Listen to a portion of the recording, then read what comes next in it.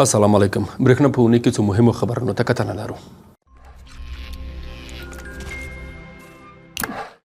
د افغانستان برېښنا شرکت د شاوخوا 210 میلیونه افغانیو په ارزښت د دریو پراختیایي پروژو د عملي کېدو تړونونه له کورنیو خصوصي شرکتونو سره لاسلیک کړل. په دې پروژو کې پروان ولایت کې د برکاب سب سټیشن، غزني او زابل کې د مقر قرهباغ او شاجوی سب سټیشنونو جوړول او کابل کې د شپږو فیډرونو د اضافه باري رفع کول شامل دي. د دې پروژو پلي کېدو سره به برېښنا ملي شبکه نور هم پیاوړې او د برېښنا انرژي خدمتونه بلا وغوړېږي.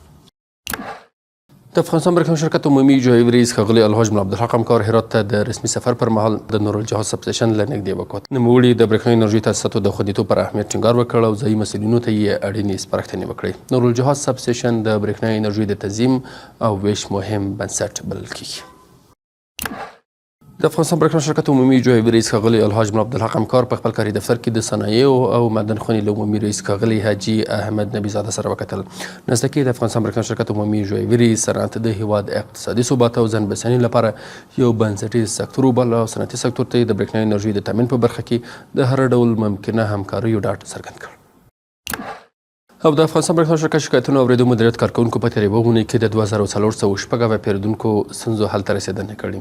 په دې لړ کې د 144 شمېرې له لارې د 953 وټساپ شمېرې له لارې د 980 په حضوري ډول د 242 او د برېښنا اپلیکیشن له لارې بیا د 301 پیرودونکو ستونزو حل ته رسېدنه شوې ده او دا چاره لا هم په نورماله بڼه دوام لري.